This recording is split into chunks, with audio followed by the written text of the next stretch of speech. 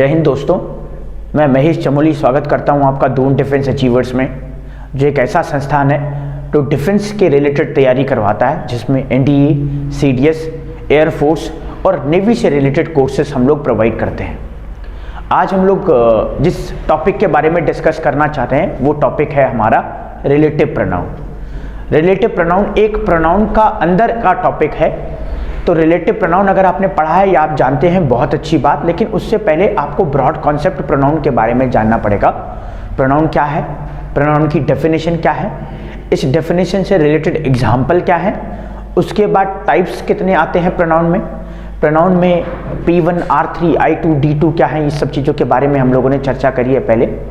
अगर आपने वो वीडियो नहीं देखे हैं तो आप जा करके दून डिफेंस अचीवर्स के ऑफिशियल यूट्यूब चैनल पे जा करके प्लेलिस्ट में आप वो सारी चीज़ें चेक कर सकते हैं, और इससे रिलेटेड और भी कई चीज़ें आपको वहाँ पे मिलेंगी दून डिफेंस अचीवर्स के ऑफिशियल यूट्यूब चैनल पे। एक और जानकारी मैं देना चाहता हूँ, अब हमारा एनडीए और जो सीडीएस का पेपर है वो अप्रैल में आने वाला है, तो ऑलमोस्ट हमारे पास 3 महीने हैं।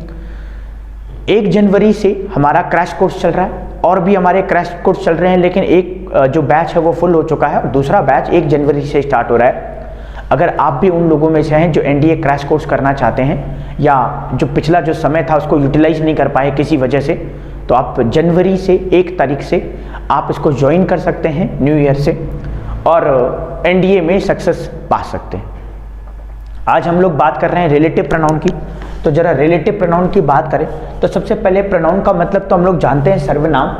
रिलेटिव का मतलब होता है संबंधी। हम लोग भी बोलते हैं कि भाई हमारे रिलेटिव्स हैं, ये हमारे रिलेटिव्स हैं, ये संबंधी हैं, ऐसा करके हम लोग कहते हैं। तो रिलेटिव वहाँ तो संबंधी बन गया, लेकिन यहाँ रिलेटिव प्रोनाउन क्या काम कर रहा है और क्या हमें रिलेटिव प्रोनाउन में पढ़ना है उसके बारे में जरा डिस्कस करते हैं। तो एक तो हमें रिलेटिव प्रोनाउन में पढ़ना है वो, एक हमें पढ़ना है विच,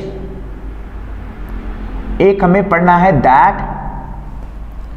एक हमें पढ़ना है whom, और पढ़ना है why, where और whose। हालांकि इंपॉर्टेंट इनमें कुछ ही है, लेकिन फिर भी हम लोग एक बार सारी चीजों को डिस्कस कर लेंगे। तो सबसे पहले who की बात करें तो who का मतलब वैसे तो कौन होता है, who का जो मतलब होता है वो तो कौन होता है, लेकिन ये कौन कब होता है, ये कौन तब बनता है जब ये सेंटेंस के स्टार्टिंग में आ जाए। जैसे मैं आपको कहूँ who is your father, who is your brother, तो इसका जो मतलब है वो बन जाएगा कि आपके फादर या ब्रदर कौन है। अभी लेकिन ये रिलेटिव प्रोनाउन जब बनेगा तो इनको हम लोग कहेंगे हु का मतलब आ जाएगा जो, हु का मतलब हो जाएगा जो। रिलेटिव प्रोनाउन में हु का मतलब जो हो जाएगा। कैसे आएगा रिलेटिव प्रोनाउन, कैसे पहचानेंगे, उसके बारे में डिस्कस करेंगे। अभी बिल्कुल धीरे धीरे हम लोग चलते हैं। ऐसे ही हम लोग विच की बात करें तो विच का भी मतलब हो जाता है जो, है ना। ऐसे ही हम लोग दैट की भी मतलब बात करें तो दैट का मतलब वैसे तो विच का मतलब कौन सा होता है, ये सिलेक्शन के लिए आता है, और यहाँ पे जो बन जाता है जब रिलेटिव प्रोनाउन की बात करता है। दैट का मतलब वैसे तो की होता है, लेकिन वैसे जो है रिलेटिव प्रोनाउन जब बनेगा तो ये जैसे की बात करेगा या जो की बात भी करेगा। whom होता है जिसको, whom बन जाता है जिसको, रिलेटिव प्रोनाउन में बन जाता है जिसको। अच्छा, why, where और whose, एक और बच गया हमारा whose। whose का मतलब होता है जिसका, जो भी कह सकते हैं और जिसका भी कह सकते हैं। एक और चीज आप याद रखना, ज्यादा से ज्यादा जो है इनके मीनिंग या जो या जिसका बन रहे हैं। अब रिलेटिव प्रोनाउन को हम लोग ये कैसे समझेंगे कि रिलेटिव प्रोनाउन बन रहा है। मान लीजिए मैंने बात करा रिलेटिव प्रोनाउन, मैंने एक लिखा कोई भी, तो ये जो रिलेटिव प्रोनाउन होगा ये अपने पहले आने वाले नाउन को रेफर करेगा, अपने से पहले आने वाले नाउन को रेफर करेगा रिलेटिव प्रोनाउन। और बहुत बार ऐसा होता है इस रिलेटिव प्रोनाउन के बाद अगर कोई वर्ब हो, अगर इन रिलेटिव प्रोनाउन के बाद कोई वर्ब हो तो ये वर्ब डिपेंड करेगी इससे पहले आने वाले नाउन या प्रोनाउन पे, नाउन या प्रोनाउन पे। इसके बारे में अभी डिस्कस करेंगे, अभी आप बिल्कुल टेंशन ना लें। एक बार मैं दोबारा से बता दूं, ये जो रिलेटिव प्रोनाउन है ये प्रोनाउन का ही एक टाइप्स है, और इसमें हमें क्या क्या पढ़ना है। एक हमें पढ़ना है who, which, that whom, why, where और whose। इनका जो मीनिंग होता है वो ज़्यादातर जो या जिसको या जिसका निकल करके आता है। दूसरा जो रिलेटिव प्रोनाउन है, रिलेटिव प्रोनाउन के बाद अगर कभी वर्ब आए तो ये वर्ब क्या होगा, ये डिपेंड करेगा रिलेटिव प्रोनाउन से पहले आने वाले नाउन पे। जैसे मैंने एक सेंटेंस लिखा,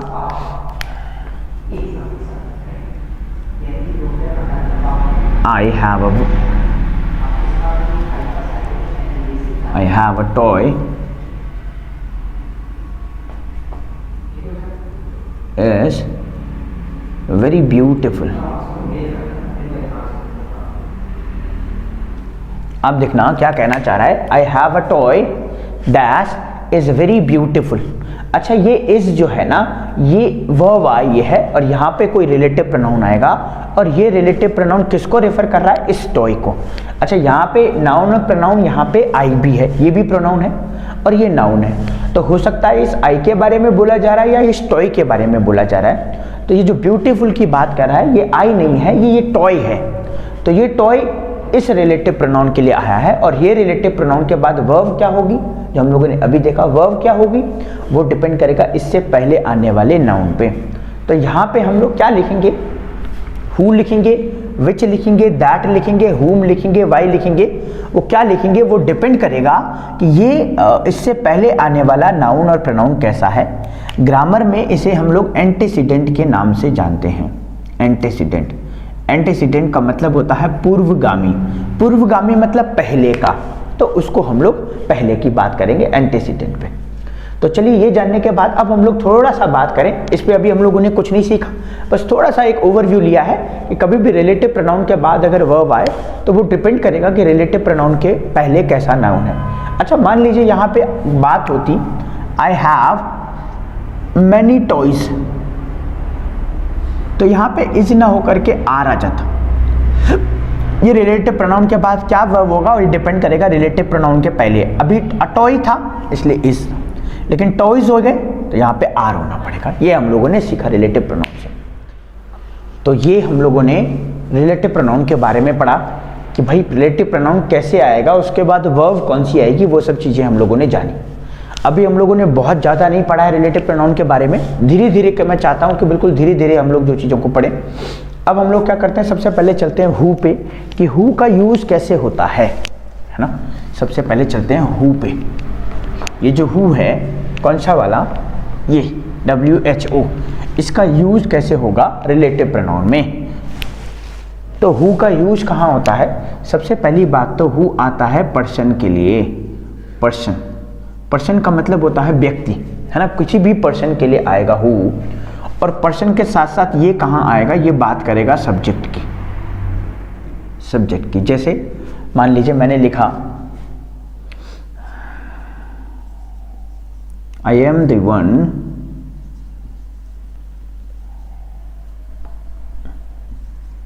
who has done this।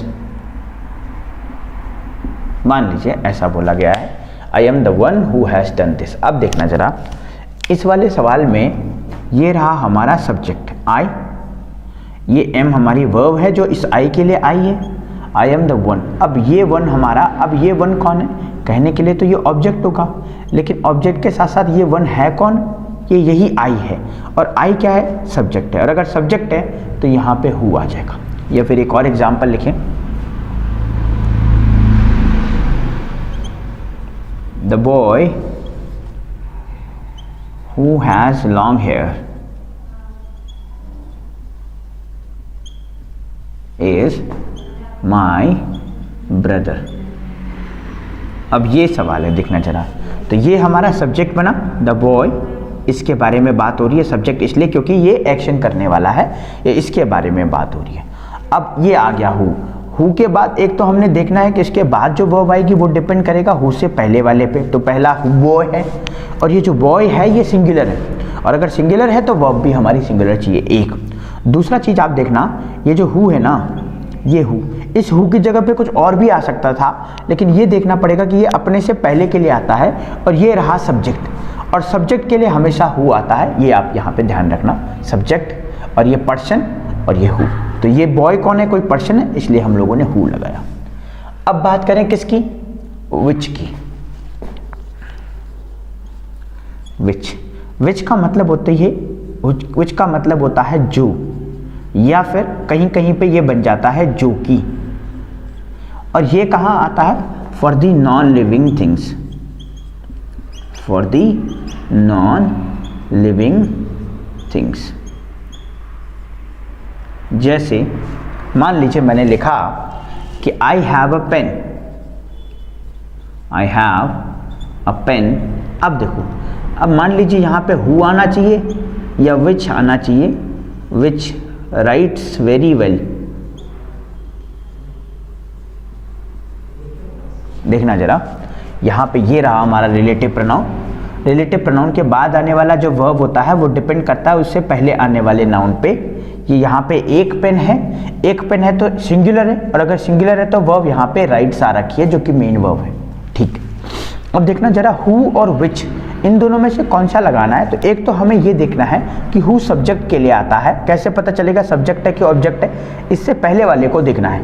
अब पेन सब्जेक्ट है कि ऑब्जेक्ट है, एक्चुअली ये ऑब्जेक्ट है। देखो यहाँ पे ये सब्जेक्ट रहा, ये वर्ब रहा, और वर्ब के बाद ऑब्जेक्ट आता है, तो ये ऑब्जेक्ट है। अब ऑब्जेक्ट के लिए तो नहीं आता हु कहाँ आता है, सब्जेक्ट के लिए, तो हु हमारा कट गया एक। और दूसरा इस तरीके से भी हु कट सकता है क्योंकि हु आता है पर्सन के लिए, और यहाँ पे बात हो रही है पेन की। जो पेन है जो अच्छा लिखता है, आई नहीं अच्छा लिखता है, पेन अच्छा लिखता है। और अगर पेन की बात हो रही है तो हमें लगाना पड़ेगा विच राइट्स वेरी वेल। तो हम लोगों ने दो चीजें सीखी। क्या सीखा, एक तो हम लोगों ने देखा हु कहाँ आएगा, हु कहाँ आएगा भाई, जहां पर्सन की बात हो रही होगी और सब्जेक्ट की बात हो रही होगी। दूसरा हम लोगों ने सीखा विच कहाँ आएगा, विच वहां आएगा जहां पे नॉन लिविंग थिंग्स की बात हो रही होगी। और नॉन लिविंग थिंग्स के साथ एक और चीज हमें ध्यान में रखनी, वो सबके साथ है कि जब भी कोई रिलेटिव प्रोनाउन आएगा उसके बाद कभी जो वर्ब होगी वो वर्ब डिपेंड करेगी रिलेटिव प्रोनाउन से पहले आने वाले नाउन प्रोनाउन पे। अब आगे चलते हैं नेक्स्ट के ऊपर। नेक्स्ट हमारा हुम और दैट बच गया है। क्या कहता है हुम और दैट, इसके ऊपर सवाल भी करेंगे। अभी हम लोगों ने सिर्फ एग्जाम्पल लिखे, तो चलिए आगे चलते हैं। अब हम लोग चलते हैं हुम के ऊपर कि हुम जो है सबसे बड़ी कंफ्यूजन क्रिएट करता है कि हुम कहाँ लगाएंगे। तो हु और हुम का एक तरह से सेम है। हु भी हमारा पर्सन के लिए आता है, हम लोगों ने पहले पढ़ा हुआ है। और ये पर्सन कौन होना चाहिए, ये सब्जेक्ट बनना चाहिए एक। और हुम का भी यही है, WHOM, हुम का भी यही है कि ये भी पर्सन के लिए आएगा, लेकिन ये बात करेगा ऑब्जेक्ट की। सब्जेक्ट की ना बात करके किसकी बात करेगा, ऑब्जेक्ट की। जैसे मान लीजिए मैंने एक सेंटेंस लिखा,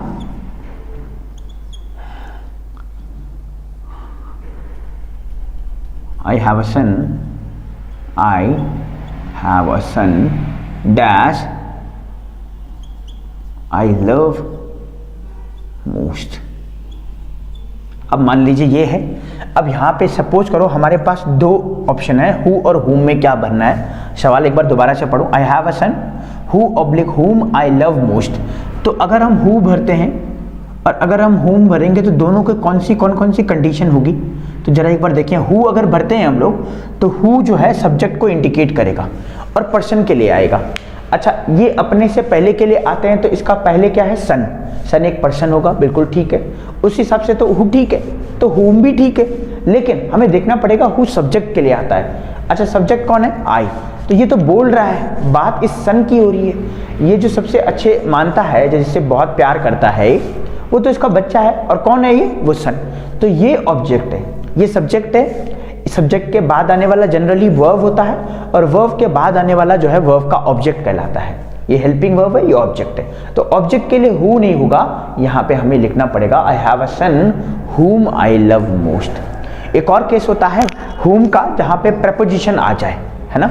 तो हुम आर यू टॉकिंग अबाउट। जैसे मान लीजिए मैंने लिखा to dash are you talking about.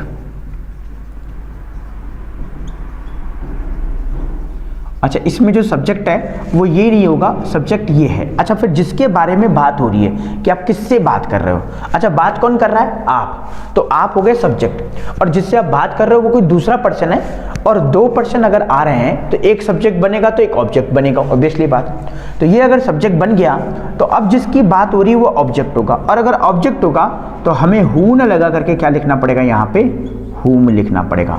एक और कंडीशन से हम लोग जान सकते हैं कि ये रहा हमारा प्रेपोजिशन, और प्रेपोजिशन जब भी आ जाए तो प्रेपोजिशन के बाद हमेशा ऑब्जेक्ट आता है, तो टू हु ना कर करके मुझे लिखना पड़ेगा टू हुम। एक और एग्जांपल लिखेंगे, जैसे मान लीजिए आगे टू हुम और to who the Ramayana written, है ना, रामायण किसके द्वारा लिखी गई है। एक और चीज हम लोग देख लेंगे यहाँ पे, ये टू प्रेपोजिशन हो गया, इसके बाद आने वाला हमेशा नाउन और प्रोनाउन हमेशा ऑब्जेक्ट कहलाएगा। अगर नाउन और प्रोनाउन आता है तो ऑब्जेक्ट होगा, और अगर ऑब्जेक्ट होगा तो हम लोग हु नहीं लगा सकते, हमें लगाना पड़ेगा हूं। तो हु और हुम में क्या डिफरेंस है? हु तो आएगा सब्जेक्ट के लिए, और सब्जेक्ट के साथ साथ वो पर्सन के लिए भी आएगा। हुम में क्या डिफरेंस है? हुम भी पर्सन के लिए आएगा, लेकिन ये ऑब्जेक्ट के लिए आएगा। दो, तीसरा हम लोगों ने पढ़ा which, which actually non living things और एनिमल के लिए भी आता है विच। अब आगे बात करते हैं किसकी? दैट की। तो दैट कहाँ यूज होता है, जरा उसके बारे में देखें। अभी अब अगर आप लोगों को समझ में नहीं आया है तो हम लोग इसके ऊपर एक्सरसाइज करेंगे, जिससे थोड़ा सा और चीजें क्लियर होंगी। अभी सिर्फ एक ओवरव्यू हम लोगों ने दिया है, जिसमें कि हम लोग ये समझेंगे कि भाई जनरली ये कहाँ यूज होते हैं। अब बात करते हैं दैट की। तो दैट क्या करता है? दैट जब भी आएगा ना, इसके लिए हमें याद रखना है नासा फॉल्स, NASAFOLS। अब आप बोलेंगे कि नासा फॉल्स क्या है? ये जो N है ना, ये N का मतलब होता है नन और नथिंग, नन और नथिंग। इसका मतलब क्या हुआ कि जब नन आ जाए या जब नथिंग आ जाए तब हम लोग उसको दैट लिखेंगे, तब उसकी जगह पे जो रिलेटिव प्रोनाउन आएगा वो कहाँ आएगा? वो दैट आएगा। N के बाद हमारे पास क्या रहा? हमारे पास रहा जी ए की अगर बात करेंगे तो ए आ जाता है जी ऑल, ए बात करेगा ऑल। उसके बाद आ गया हमारा एस आता है सेम और सच, सेम आ जाए और सच आ जाए। उसके बाद बात करेंगे किसकी? ए दोबारा से है तो इसको हम लोग कर देंगे एनी। उसके बाद आ गया हमारा एफ आता है फ्यू। ओ कहाँ आता है? ओ आ जाएगा ओनली, वो बात करेगा ओनली की। उसके बाद बात करेंगे एल भी आ जाता है हमारा little. After that S will comes, और एस का मतलब हो जाएगा सुपरलेटिव डिग्री, सुपरलेटिव डिग्री। एक बार दोबारा से बता दूं, दैट कहाँ आता है? हु कहाँ आएगा? जहां पर्सन की बात हो रही होगी और सब्जेक्ट की बात हो रही होगी। हुम कहाँ आएगा? पर्सन की ही बात हो रही होगी, लेकिन सब्जेक्ट ना बन करके ये ऑब्जेक्ट बन रहा होगा, या इससे पहले जो आ रहा होगा वो ऑब्जेक्ट आ रहा होगा। एक चीज याद रखें, इन सब के पहले जो आ रहा होगा ये सब उनके लिए आएंगे, है ना, रिलेटिव प्रोनाउन। उसके बाद बात करें विच की, तो विच नॉन लिविंग के लिए आता है, और इन सब चीज़ों के लिए जिसमें नन और नथिंग हो जाए, ऑल हो जाए, सेम और सच हो जाए, any, few, only, little, superlative degree. जैसे कि एग्जाम्पल लिखेंगे कि मान लीजिए मैंने लिखा आई हैव फ्यू पेन्स। अब आगे क्या लिखेंगे? आगे हमें देखना पड़ेगा, यहाँ पे फ्यू आ गया, ऑब्वियसली बात है फ्यू के बाद हमेशा प्लूरल नाउन आता है, तो यहाँ पे जो रिलेटिव प्रोनाउन आएगा वो दैट आएगा। मान लीजिए आगे हम लोगों ने लिखा कि all the things that glitters, glitters का मतलब होता है चमकना, इज नॉट गोल्ड। ऐसी चीजें जो हर कोई चीज चमकती हुई चीज सोना नहीं होती, आपने सुना होगा। तो यहाँ पे क्या आएगा? अब ये नॉन लिविंग थिंग की बात है तो शायद विच भी लगा सकते हैं, लेकिन यहाँ पे आया ऑल। यहाँ पे भी नॉन लिविंग थिंग की बात थी पेन, लेकिन देखा ये फ्यू आया हुआ है, इसलिए हम लोगों ने लगा दिया दैट। तो ये हमें ध्यान में रखना है कि जहाँ जहाँ नासा फॉल्स आ रहा होगा, जहाँ जहाँ NASA falls, N for none और नथिंग, A फॉर ऑल, दूसरा वाला जो A है उसका मतलब एनी हो जाता है, S का मतलब सेम और सच जब आ जाए, जैसे मैं बोलूँ I have a same pen, है ना, तो सेम की वजह से वहाँ पे दैट आ जाएगा। लेकिन मान लीजिए मैं बोलूँ आई हैव अ पेन, तो अब सिर्फ पेन की वजह से वहाँ पे विच आ जाएगा।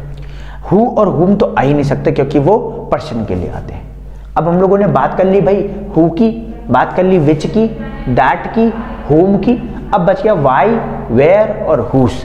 इन सब चीज़ों के बारे में बात करते हैं, वाई, वेयर और हुस।